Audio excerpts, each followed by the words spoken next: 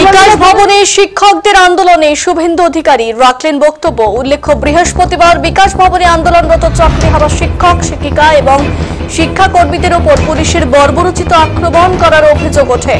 রাজ্য সরকার এসএসসি চাকরির প্রক্রিয়ায় ব্যাপক দুর্নীতি করেছে। যোগ্য প্রার্থীরা চাকরি থেকে বঞ্চিত হচ্ছেন আর তৃণমূল ঘনিষ্ঠরা বেআইনিভাবে চাকরি পাচ্ছেন।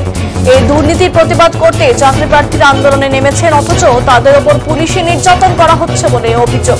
এই নির্যাতনের বিরুদ্ধে এদেরকে সোচ্চার হতে দেখা যায় রাজ্য বিধানসভায় বিরোধী দলনেতা শুভেন্দু অধিকারীকে।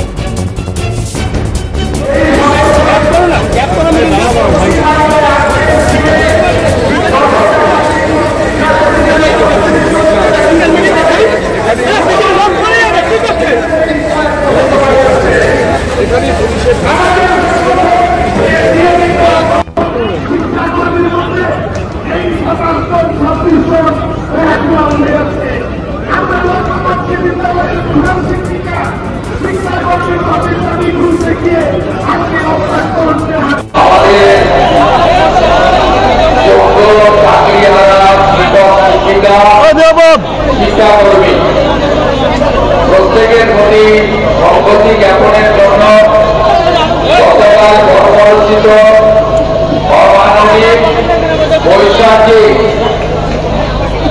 বিকালে শাসক দলের গুন্ডাদের দ্বারা এবং সন্ধ্যাবেলা শাসক দলের রেজিস্ট্রার গুন্ডা পুলিশের দ্বারা যেভাবে আপনারা রক্তাক্ত হয়েছেন তার প্রতিবাদ করতে আজকে যে আপনাদের সিদ্ধান্ত হয়েছে যে রাজনৈতিক পতাকা ছেড়ে রাজনৈতিক ভাষণ বর্জন করে যে কোনো রাজনৈতিক কর্মী, সচেতন নাগরিক, দায়িত্বশীল নাগরিক সমাজের বিভিন্ন স্তরে আপনাদের পাশে দাঁড়াতে পারে, তাই আমিও আপনাদের পাশে দাঁড়ানোর জন্য এখানে এসেছি। এবং আমি এখানে থাকাকালীন আমি বক্তব্য রাখার জন্য আসিনি, আমি আপনাদের সঙ্গে একাত্ম হওয়ার জন্য।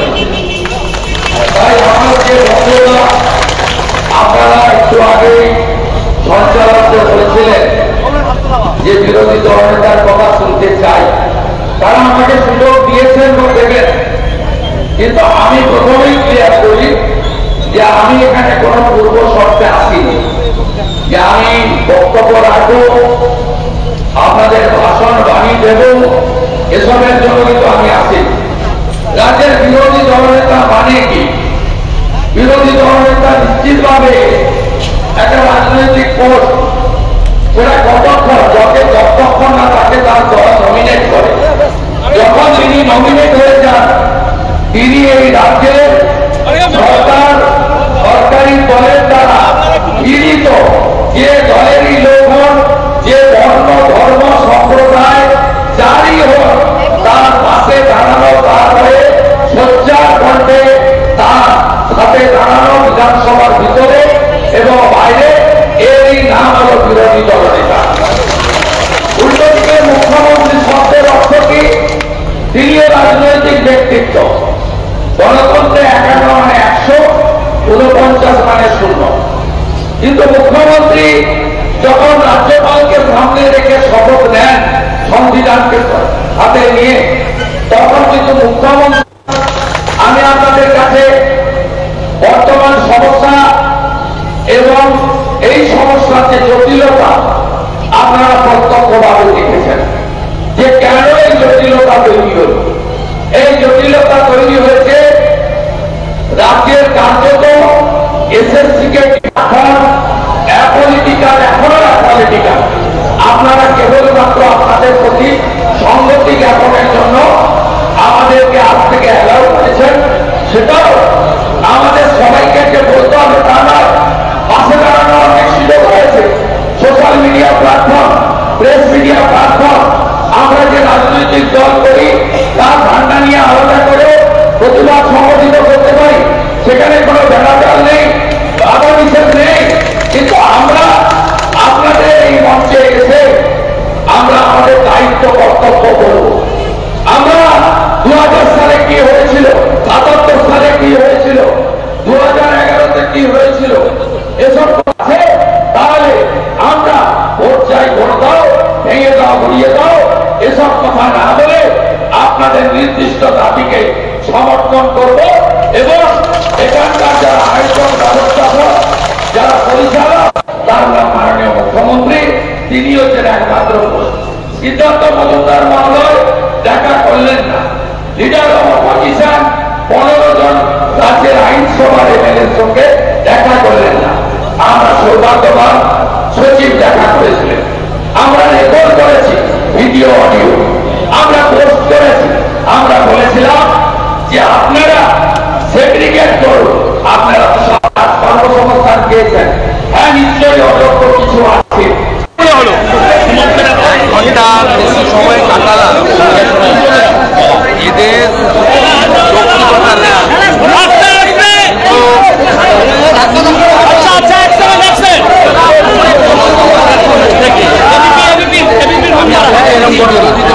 মানে কোন রাজনৈতিক দলের লোক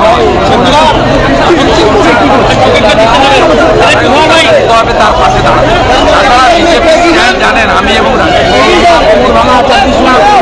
যেখানে রাজনৈতিক সচেতন থাকবে না, যোগ্য ইস্যু সরকারের বিরুদ্ধে আমরা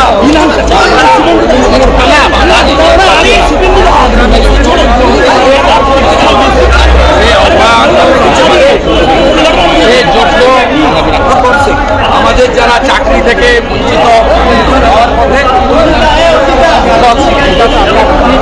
সকলের জন্য আমরা আছি। আমি স্ট্যান্ড ক্লিয়ার করেছি এবং ওদের যে 8-10 জন মিলে একটা কমিটি এখানে ওরা পরিচালনা করছে, তারা যে ধরনের রিকোয়ারমেন্ট চাইবে, লজিস্টিক সাপোর্ট, ম্যান পাওয়ার, যে কোনো লিগাল সাপোর্ট, ফলস মামলা হয়েছে কালকে ঘটনা, সব ধরনের করতে আমরা রাজি আছি। সেটাও আমি আজকে ওদের বলেছি।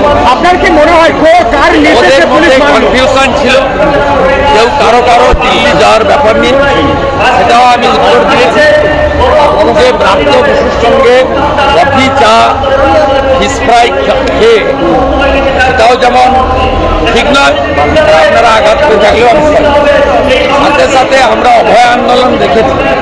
অরাজনৈতিক করতে গিয়ে রাজ্যের প্রধান বিরোধী দল ঢুকতে না দেওয়া, তার পরিণতি আজকে আপনারা দেখছেন।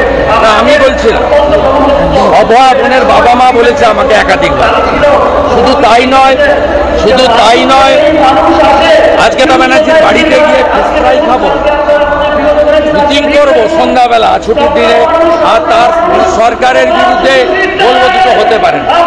আমাদের আনকন্ডিশনাল সাপোর্ট আছে, আমরা এদের পাশে আছি এবং এই আন্দোলনে যে রাজনৈতিক লোকেদের পালা করে প্রত্যেক দিনই আমাদের লোকরা আসবে। সুকান্তবাবুও বলেছে ওনাকে যোগাযোগ করে উনিও আসবেন এবং আমি এমএলএদেরকে নিয়ে পাটে আসবো এবং এক দিন রাত্রি যাপনও করবো। এদের পাশে আমরা আছি, আমরা নিচে বসেই মমতা বন্দ্যোপাধ্যায়ের দুটো ছবি, নবান্নে প্রতিশ্রুতি দিলেন এবং গতকাল যেভাবে মাথা ফাটালেন, পা ভেঙে দিলেন, অমানবিক। 20 জনের বেশি শিক্ষক শিক্ষিকা, 25 জনের কাছাকাছি আদিবাসী শিক্ষক কৃষ্ণকান্তের মতো মেরিটোরিয়াস তার না পা ভেঙেছে, ফাইনাল কর একজনের